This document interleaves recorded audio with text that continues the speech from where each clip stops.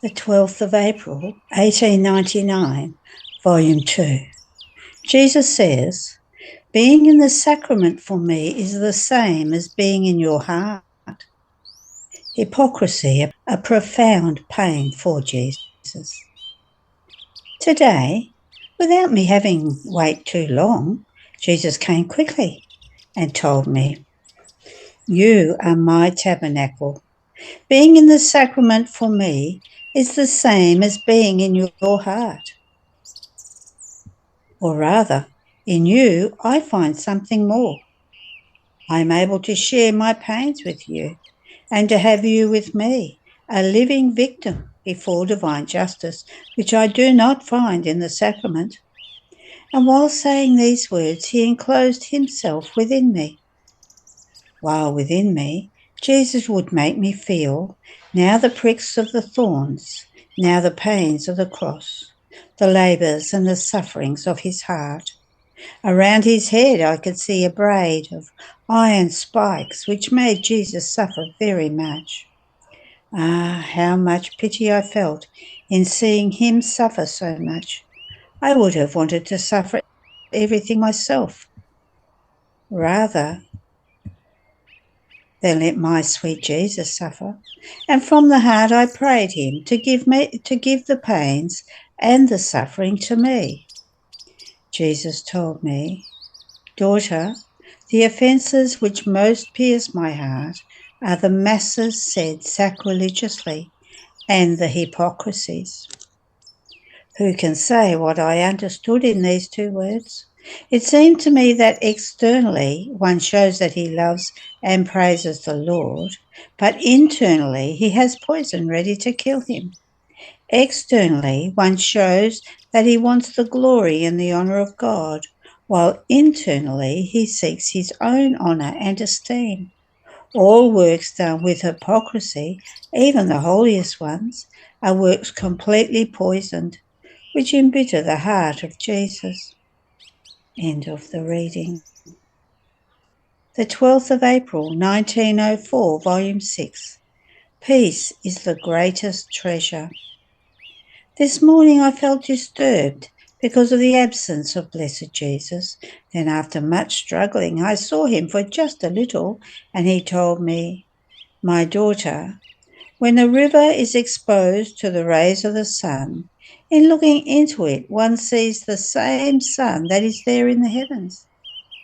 However, this happens when the river is calm, with no wind that ripples its waters. But if the waters are rippled, even though the river is completely exposed to the sun, one can see nothing. Everything is confusion. The same for the soul. When she is exposed to the rays of the divine sun, if she is calm, she perceives the divine sun within herself. She feels its heat. She sees the light and understands the truth. But if she is disturbed, even though she has it within herself, she feels nothing but confusion and disturbance. Therefore, hold peace as your greatest treasure, if you cherish being united with me." End of the reading. The 12th of April, 1917, Volume 12. It is not the suffering that renders the creature unhappy. She becomes unhappy when something is missing to her love for God. Finding myself in my usual state, my always lovable Jesus came, and since I was a little in suffering, he took me in his arms and told me, "My beloved daughter of mine, rest in me, and your pains, do not keep them with you, but send them up to my cross, so that they may become the cortege of my pains, relieving me, and so that my pains may be the cortege of your pains, sustain you, burn with the same fire, and be consumed together. I will look at your pains as if they were mine. I will give them the same effects and the same value, and they will perform the same offices which I did on the cross, before the Father and before souls. Or better still, come you yourself onto the cross. How happy we will be together, even in suffering. In fact, it is not the suffering that renders the creature unhappy. Rather, suffering makes her victorious, glorious, rich, beautiful. She becomes unhappy when something is missing to her love. Being united with me on the cross, you will be completely satisfied in love. Your pains will be love. Your life will be love, all love. And so you will be happy. End of the reading. The 12th of April, 1918, Volume 12. The soul must lean within Jesus. Finding myself in my usual state, I felt an extreme need of Jesus and of leaning all of myself within him. And my sweet Jesus came and told me, "My daughter, lean yourself completely within me. You will find me always ready. You will never lack me. Even more, the more you lean within me, the more I will pour myself into you.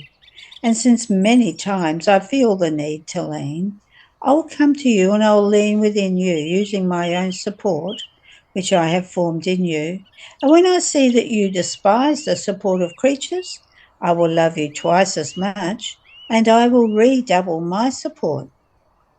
Then he added, "When the soul does everything to please me, to love me, and to live at the expense of my will, she becomes like a member of my body.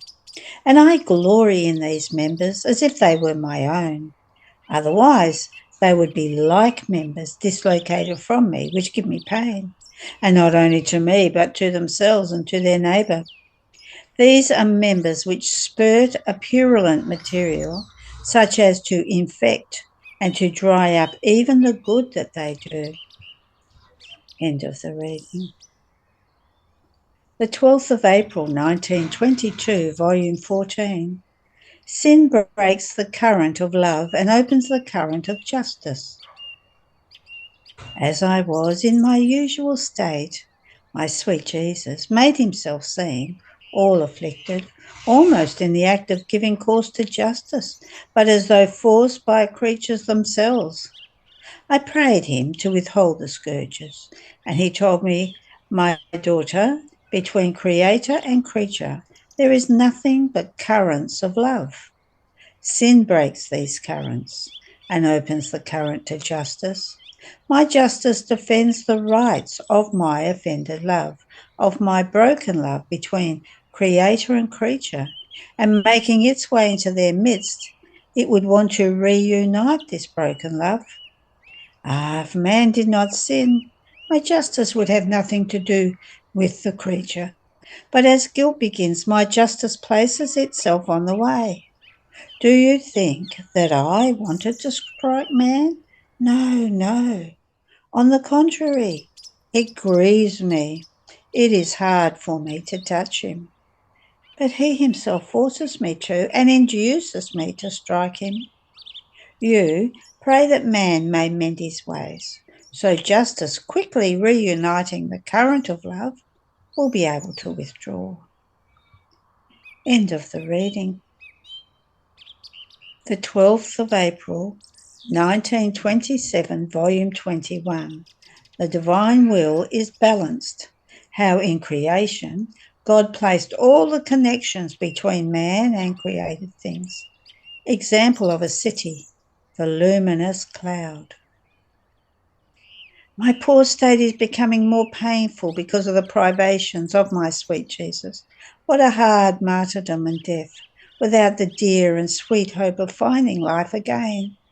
The pain of having lost him dazes me, petrifies me, and spreads a noxious dew over my poor soul that, exposed to the rays of a burning sun, instead of vivifying me, withers me, taking the vital humours away from me. If it does not make me die, it withers me, takes the best of life away from me, just like frosts to the plants. Oh, how much sweeter would death be for me? Or rather, it would be for me the most beautiful feast, because I would find him whom I love, who would heal all my wounds. O privation of my highest good Jesus, how painful and ruthless you are. And so in the adorable will, I call everyone to cry over my hard destiny. I call the heavens with their immensity to cry for him whom I so much long for. I call the stars with their twinkling, flickering to cry with me, so that with their crying they may direct the steps of Jesus toward me, so as to no longer make me suffer. I call the sun that it may turn its light into tears and its heat into flaming darts, to assail Jesus and say to him, "Hurry, don't you see that she can endure no more, and how all of us are shedding bitter tears for she who loves you, and because her will is one with ours, we are all forced to cry together with her?" I call all creation to grieve and cry together with me for a pain so great, incalculable, and immeasurable as is your privation. Who would not cry? Oh, how I would want to turn the murmuring of the sea into pitying voices to call you, and the darting of the fish to deafen you. I would want to turn the singing of the birds into sobs to move you to compassion. Jesus, Jesus, how much you make me suffer. Oh, how much does your love cost me? But while I was pouring out my sorrow, my sweet life moved in my interior and told me, "My daughter, I am here. Do not fear. If you knew how much I suffer in seeing you suffer because of me, I feel more pain for your suffering than for that of all of the other creatures together, because your pains are the pains of our daughter, a member of our celestial family, and I feel them more intensely than if they were my own. When our will is in the creature, everything is in common with us and inseparable from us." On hearing this, in pain as I was, I said that that was true with words, but as for facts, it seems to me that it is not. "How can this be? You make me agonize so much to make you come back. And the more you go on, the longer you take to come, to the point that I myself don't know what else to do or to whom else to turn. You put me in the impotence of finding you. Not even in your very will can I manage to trace you, because it is immense, and you hide within its immensity, while I lose track of your steps, and I lose you." So those are nice words. But what about facts? Where are they? If you suffered so much because of my pains, you would have done the facts, hastening to come to she who knows no other life, no other love than yours.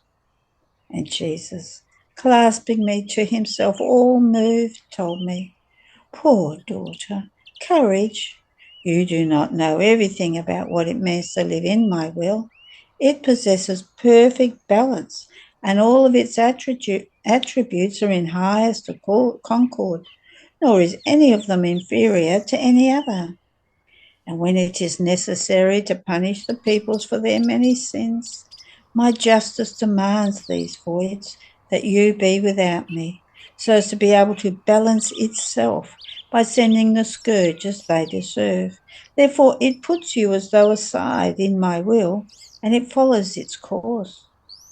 How many times did my moaning humanity find itself with these hitches of my justice, and I had to surrender for love of the balance of my will? Would you want, as I keep you in it, to unbalance the order of my attributes? No, no, my daughter. Let my justice follow its course, and your Jesus will be as before, always with you. Don't you know that in my will you must go through what my humanity went through? As my will was so very demanding and inexorable with me for the sake of redemption, the same for you.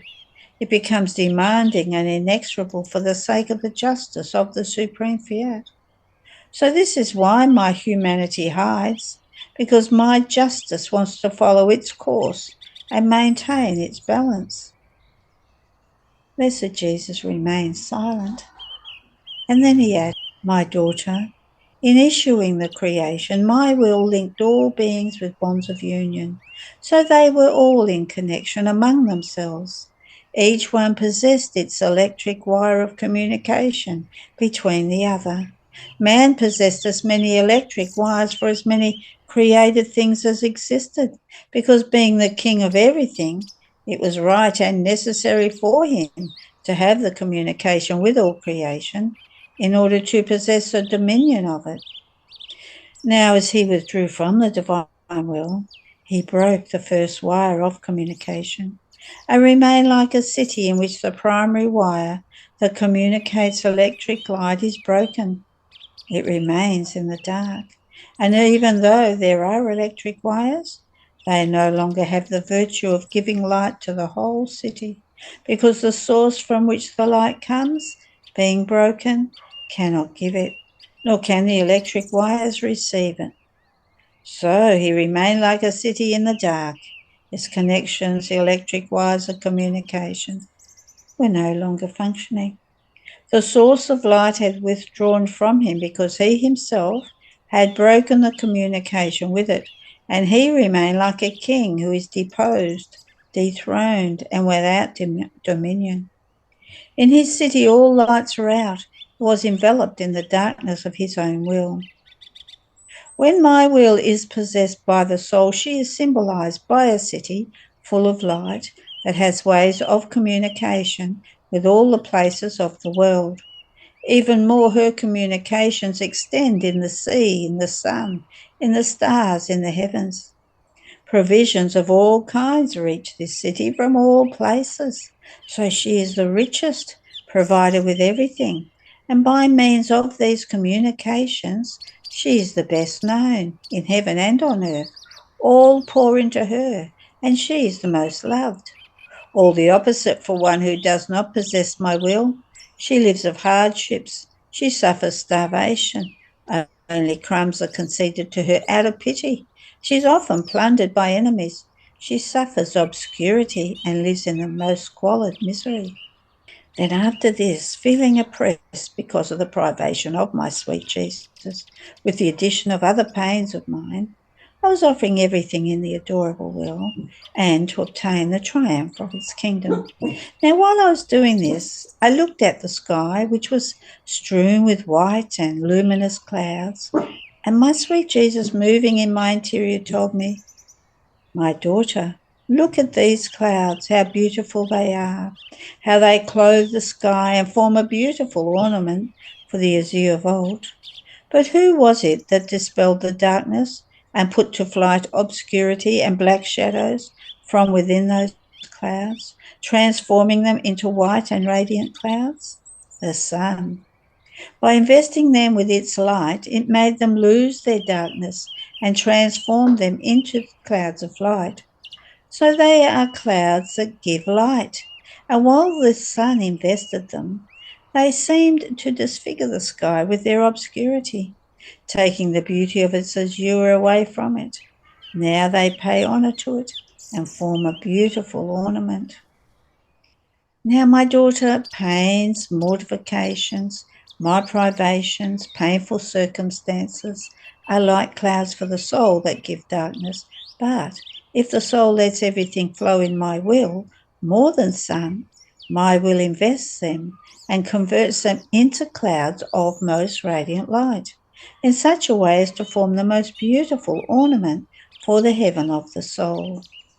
In my will, all things lose their dark side that oppresses and seems to disfigure the poor creature, and everything serves to give her light and to adorn her with radiant beauty.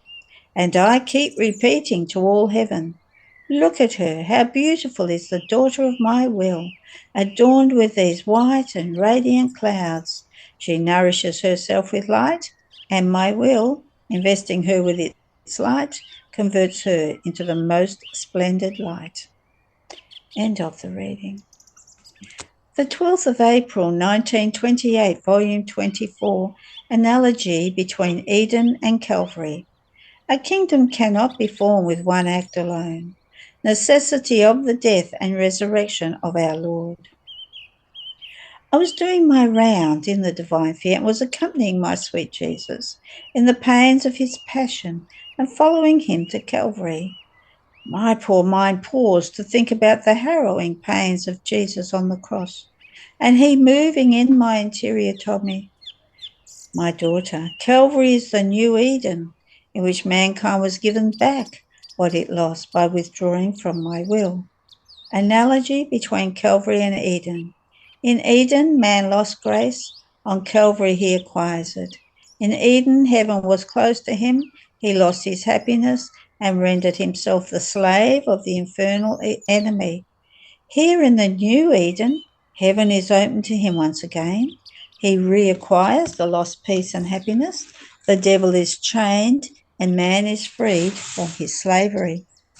In Eden, the sun of the divine fiat darkened and withdrew, and it became always nighttime for man, symbolized by the sun that withdrew from the face of the earth during the 3 hours of my terrible agony on the cross.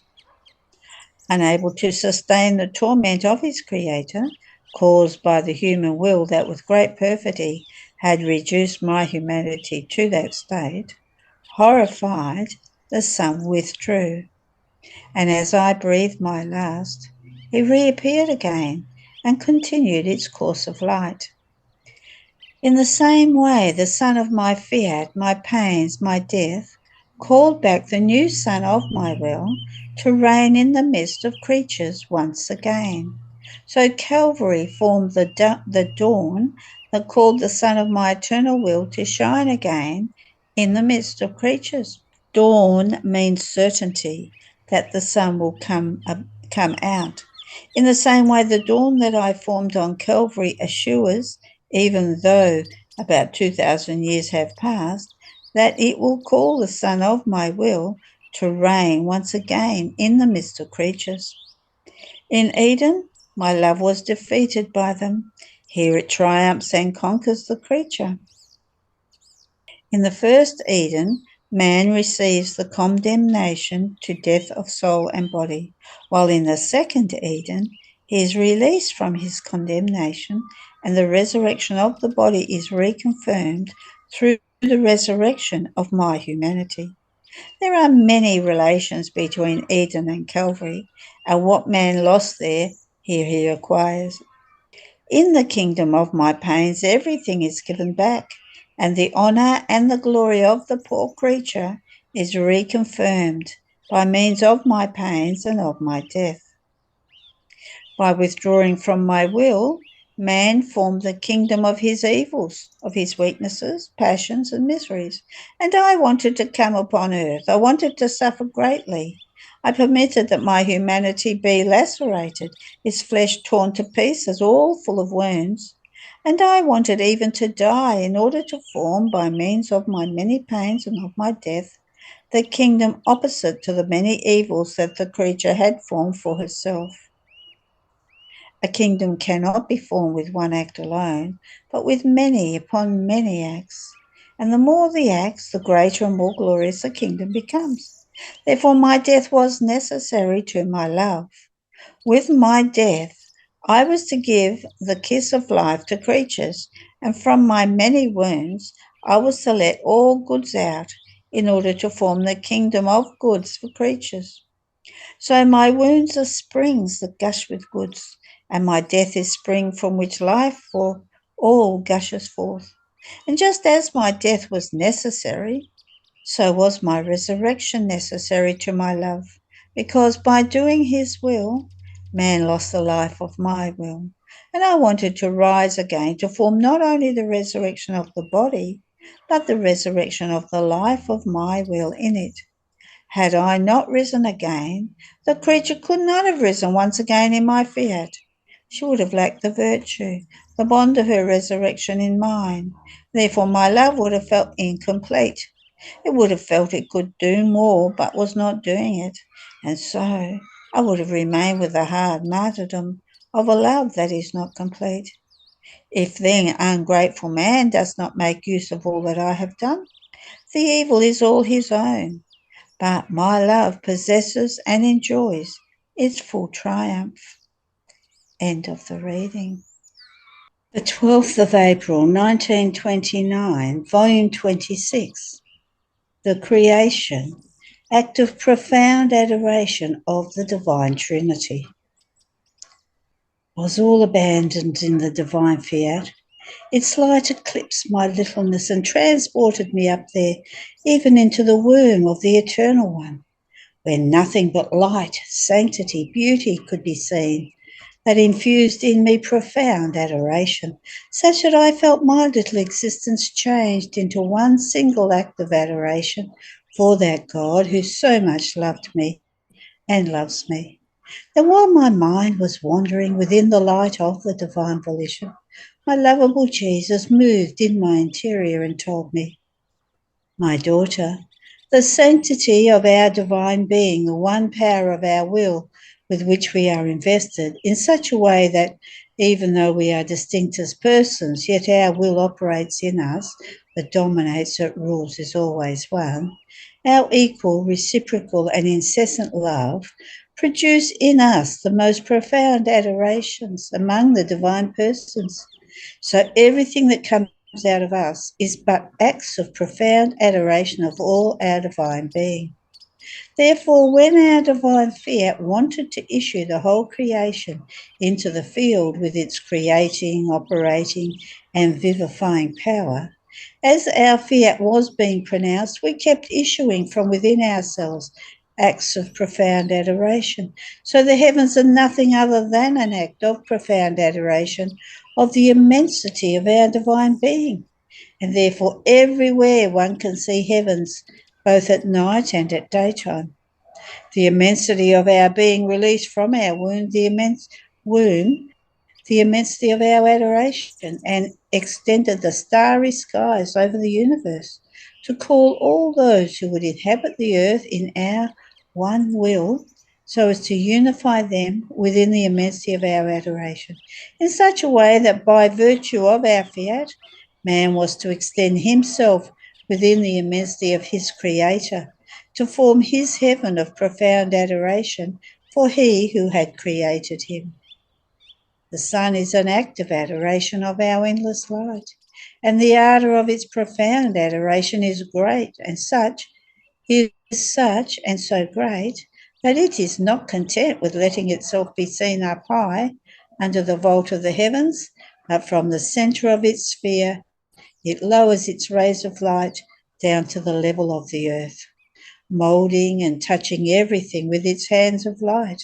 It invests everything and everyone with its adoration of light, and it calls plants, flowers, trees, birds, and creatures to form one single adoration in the will of the one who created them.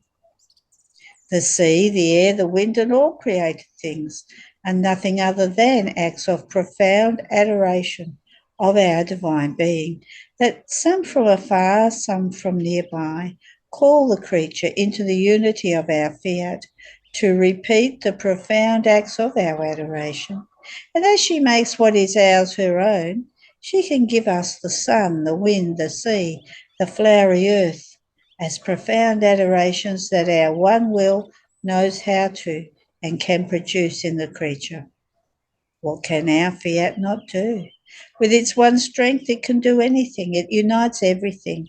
It keeps everything in act, and it unites heaven and earth, creator and creature, making them one. Having said this, he withdrew into the depth of his light, and he kept silent, and I remained there, continuing my round in the creation, to follow that profound adoration of my Creator in all created things.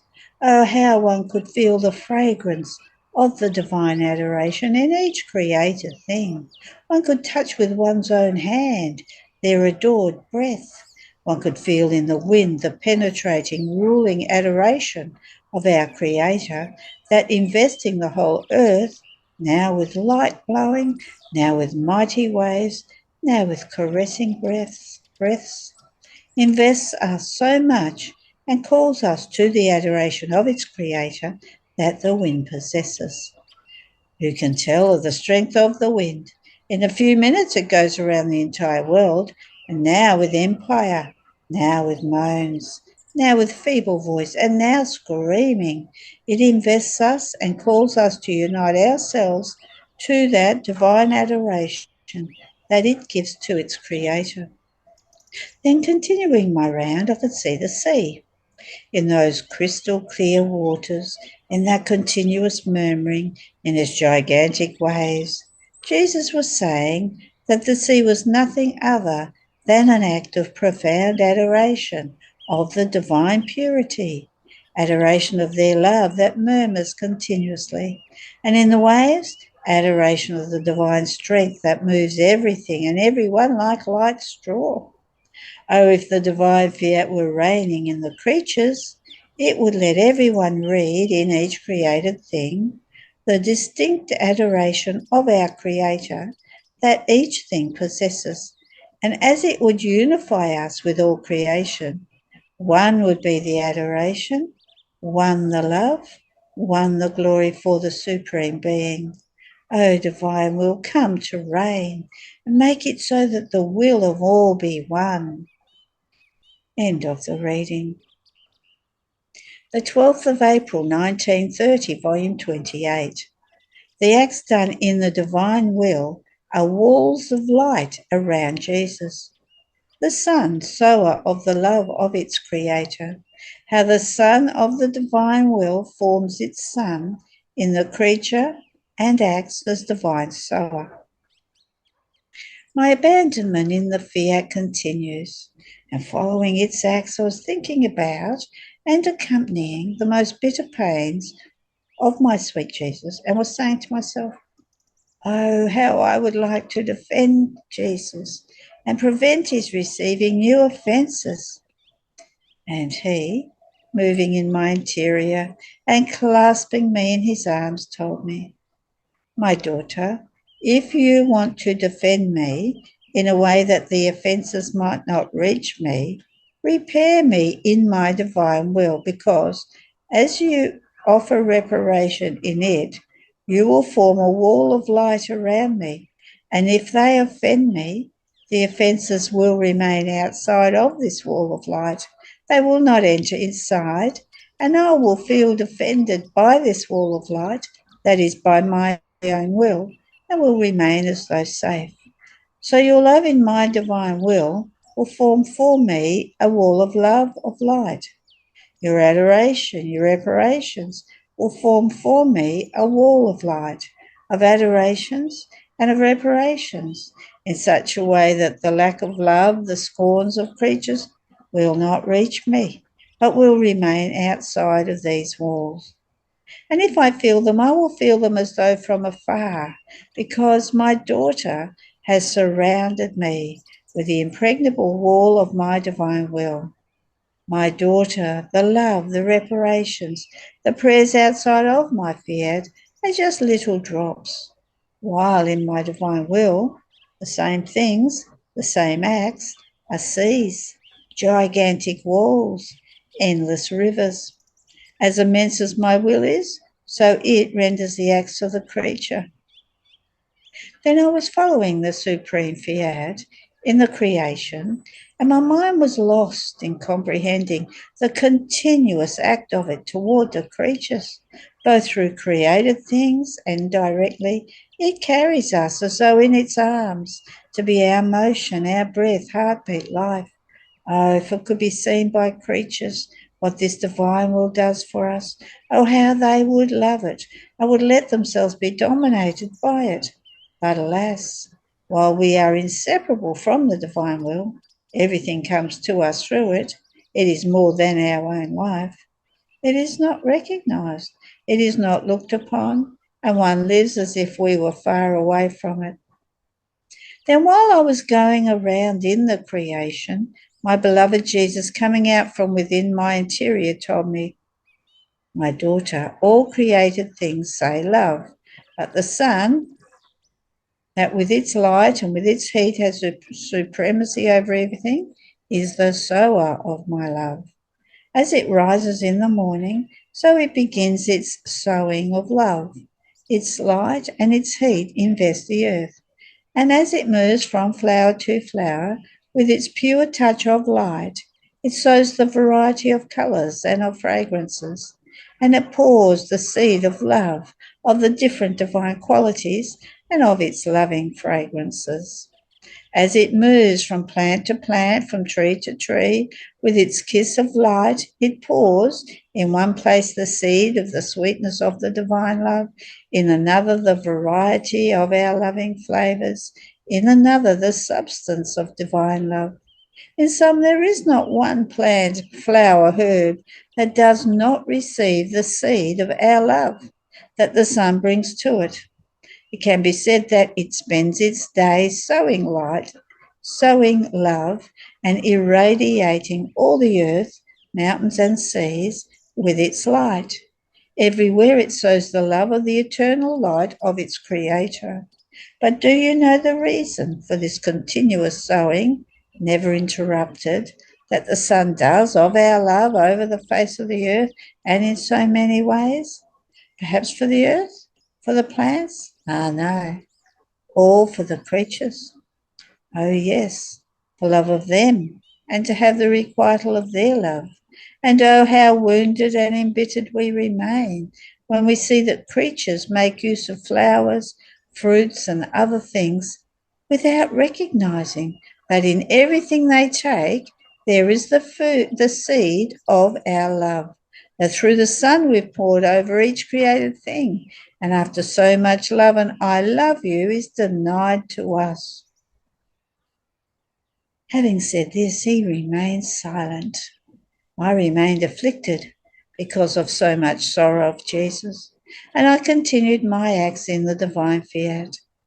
And Jesus added, "My daughter, the sun, though untiring in acting as sower of our love over the earth, in the evening, in withdrawing in order to form the day for other regions, seems to give peace to the earth, giving it the freedom to produce or not produce the seed that it has sown, intending to make the new assault of the sowing of love.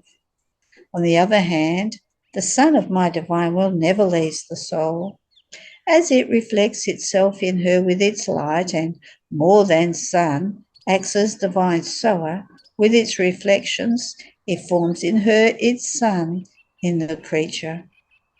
Therefore, for one who lives in my divine will, there are no nights or sunsets or dawn or daybreak, but it is always full day, because its light gives itself to the creature as her nature, and what is in one's nature remains as one's property. More so, since the sun of my divine will possesses the source of light, and as many suns as it wants to form, so many it forms.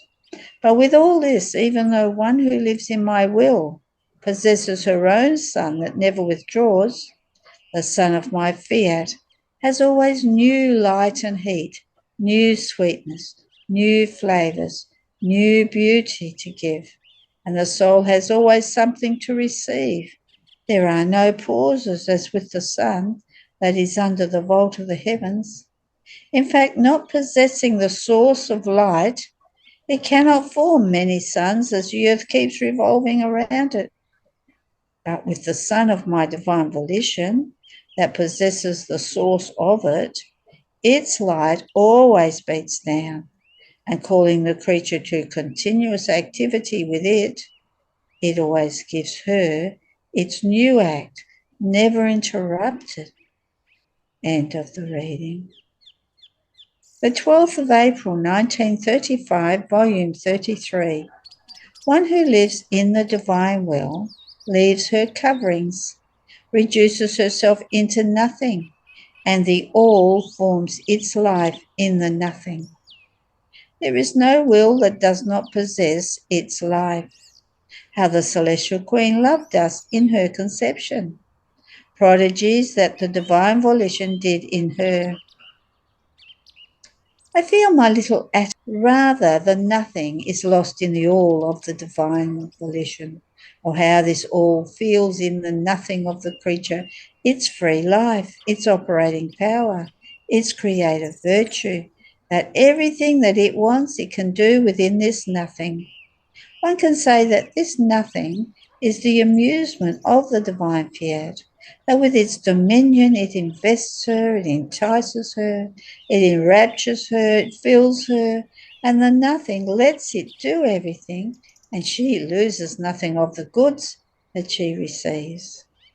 Now, while I thought about this, my sweet Jesus, making me his brief little visit, said, "My daughter, When the soul lives in my divine will, she leaves her coverings, she empties herself of everything in a way that she remains the pure nothing, and my volition invests her, fills her with the all, dominates her, and forms there its prodigies of sanctity, of grace, of beauty, worthy of its creative power. But what is more, in this void of the nothing, it generates its love and forms its divine life there, and it renders itself dominator of the nothing and of its own divine life formed in her. And oh, its love for this nothing arrives at so much that in the meantime it renders her dominating together with the supreme fiat. And since her dominion comes to her from the all that she possesses, she feels its same dominating virtue, and she dominates the divine will itself, such that both are dominating, but with highest accord, possessing one single love and one single will. The human volition feels its life in mine, and she does not do anything if she does not feel my operating act that wants to operate in order to do it together. And mine feels my life in hers, and with its dominion, it imposes itself over the nothing in order to let her operate in the all. In fact, as the creature decides with firm will to live in mine, my volition begins to form its life in her. There is no will that does not possess its life, by means of which it develops its goodness, its power, its sanctity, the fullness of its love. Life is the manifestation of the will that she possesses. It is the garment that covers her. It is the sound of her voice. She is the narrator of its marvels, of its infinity, of its power. Therefore, with letting the creature live in it, the nothing in the all, no, only then is it content when it encloses the all in the nothing and forms its operating and dominating life there, and makes of the nothing what it wants. This is the reason why I speak to you about my will. It is your Jesus who speaks to you, because I am its life, its voice, its representative, the narrator of my fiat that hides in me. So the greatest prodigy is to form my divine life in the nothing of the creature, that only my volition has this virtue, because possessing the creative strength, it can create itself, its life, in one who wants to receive it. Now, possessing my life, the soul takes part of my sanctity, of my love, and oh, how beautiful it is to hear that the nothing says together with the all, love, glory, and with the dominating strength that she feels, she diffuses herself in the divine act and dominates together with my will. There is no greater contentment for us than to feel the nothing operating and dominating in our divine being. Therefore, be attentive to always live in my will. After this, I continued my round in the divine will, and arriving at the Immaculate Conception, my sweet Jesus stopped me, telling me, "My daughter, I want to let you penetrate more within the Immaculate Conception of my most holy Mother, her prodigies, how she loved her Creator, and how for our love she loved all creatures. The little queen, in the act of being conceived, began her life together with the divine will, and therefore together with her Creator. So she felt all the strength, the immensity, the ardour of the divine love, and it was so much that she felt herself lost, drowned by love, such that she did not know how to do anything other than love he who loved her so much.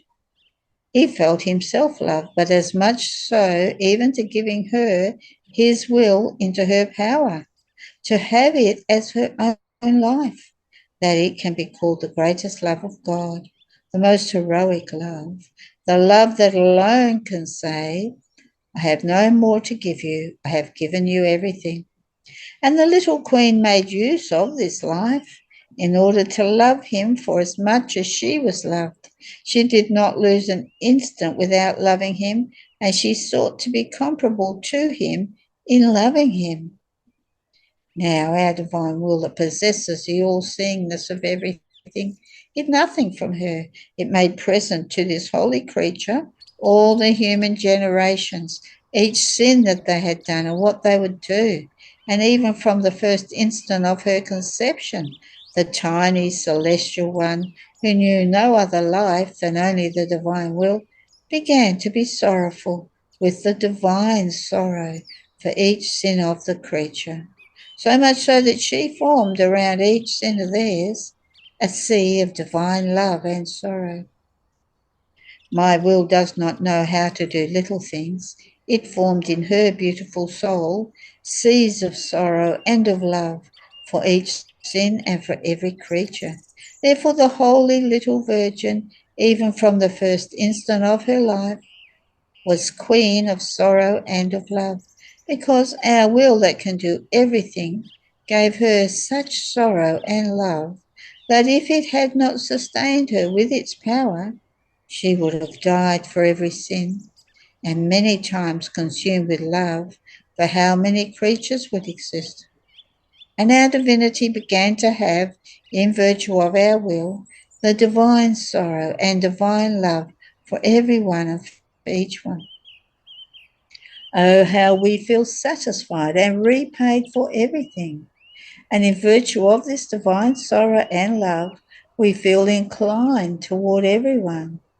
Her love was so much that ruling over us, she made us love those whom she loved, so much so that as this sublime creature came to light, the eternal Word ran in order to come to seek man and save him. Who can resist the operating power of our will in the creature? And what can she not do and obtain for however much she wants? Oh, if everyone only knew the great good that we made to the human generations by giving them this celestial queen. It was she who prepared the redemption, who conquered her creator, and who was the bearer of the eternal word on earth. Oh, everyone would press themselves around her maternal knees in order to implore from her that divine will that she possesses the life of. End of the reading. The 12th of April 1938, volume 36. One who lives in the divine will pronounces his fiat in every act he does and forms many divine lives. The difference between living in the divine will and being resigned to it. I'm always in the arms of the divine fiat, and oh, how I feel the need of its life that breathes, palpitates, and circulates in my poor soul. Without it, I feel that everything dies for me. The light, the sanctity, the strength, even the very heaven dies, as if it wouldn't belong to me any more. But as soon as I feel its life, everything rises again in me. The light rises, which with its beauty gives life, purity, and sanctity. My Jesus himself rises with all his works. Heaven rises, which the holy will encloses in my soul, as in the chapel to make it all my own. If I live in his will, everything is mine and nothing can miss. O holy will, as I start this 36th volume, I pray you, I beg you, I implore you not to leave me not one instant, so that you speak, you write. You will make yourself known, and will make known how you want to be the life of all, in order to give your goods to all. If you let me do it, I won't be able to make you known as you want, because I'm incapable. But if you do it, you will triumph. You will be known, and you will have your kingdom in the whole world. O holy will, with your power you eclipse all the evils of the creatures.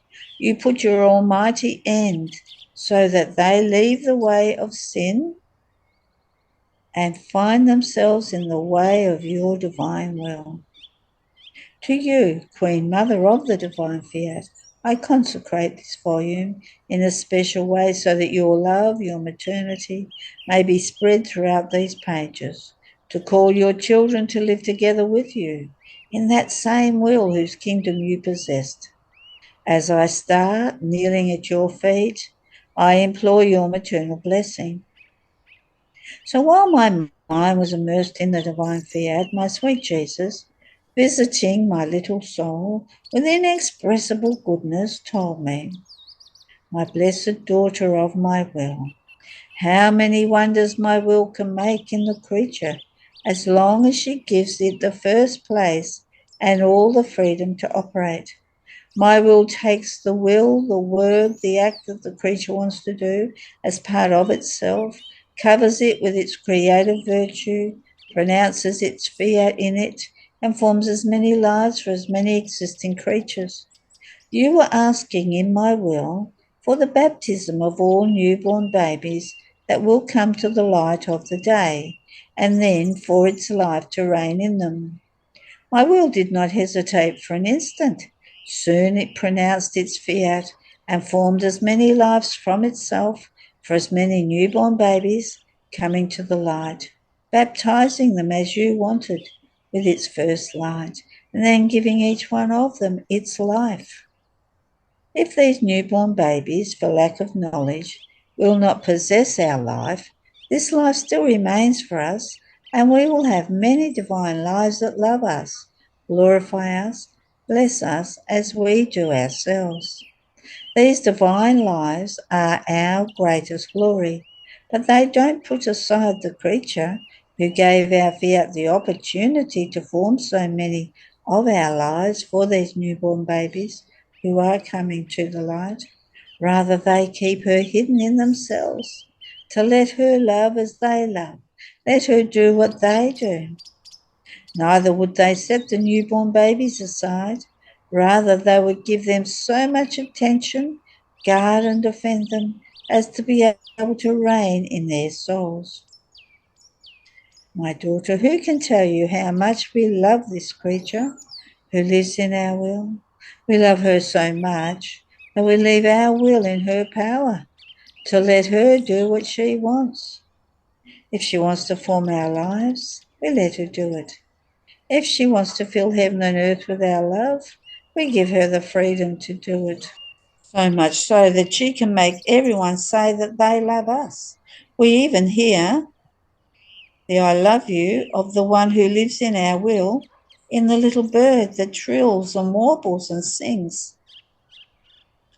If in the ardour of her love she wants to love more, she can enter our creative act and delight herself with new suns, heavens and stars, making us say unceasingly, I love you, and taking part in narrating our glory. In our will the sight is long and all attentive to see what she wants and how she can love us more. Ah, my God, how many wonders, how many surprises there are in your will. Its sweet enchantment is so great that not only does one remain captivated, but as if embalmed, transformed in the wonders of the fiat in such a way that one doesn't know how to get out of it. So I was thinking to myself, what is the difference between one who lives in the divine will, one who is resigned to the painful circumstances of life, and one who doesn't do the divine will at all? My sweet Jesus coming back at it, my blessed daughter. The difference is so big, there's no comparison at all. One who lives in my will has dominion over all. We love her so much that we even let her dominate ourselves. We are so pleased in seeing little creature dominating us that we feel unusual joy because we see that our will dominates in the creature and she dominates together with our will.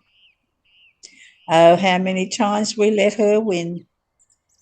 Many times our joy is so great that we let our will win in the creature instead of in ourselves. Further, by living in the divine will, being in continuous contact with it, she acquires divine senses. She acquires a long sight. Her light is so penetrating and clear that she can even fix herself in God, in whom she sees the divine mysteries. She can touch our sanctity and beauty, loving them and possessing them. With this eye of light, she can find her Creator everywhere. There's nothing in which she can't find him. With his majesty and his love, he bundles the creature, makes her feel how much he loves her. In feeling her love, he loves her, and oh, how unspeakable the joys on both parts. Feeling his love and loving him in everything. She acquires divine hearing, and soon she hears what we want. She is always intent on listening to us. There is no need to repeat again and again what we want. A small sign is enough, and all is done. She acquires a divine sense of smell. By merely smelling, she feels whether what is around her is good, holy, and belongs to us. She acquires divine taste to the extent that she fills herself with love and all that is heaven. Finally, in our will, she acquires our touch so that all is pure and holy, and there is no fear that even the smallest breath may shade her, all beautiful, lovely, and pretty, the one who lives in my fiat. On the other hand, one who is only resigned does not live in continuous contact with us. It can be said that she does not know anything about our Supreme Being. Her sight is so weak and sickly that it is painful for her even to look.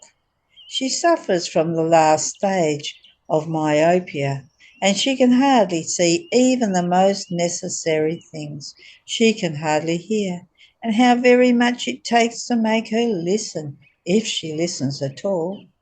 The smell, taste, and touch sense what is human.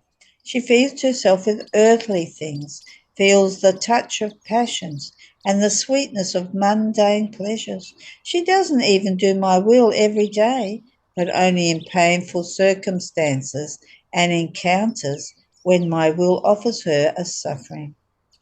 Oh, poor creatures without my continuous will! How weak they grow, so nervous and ill as to move to pity. How I pity them. However, one who is not even resigned, blind and with no sense of smell, loses the taste for every good.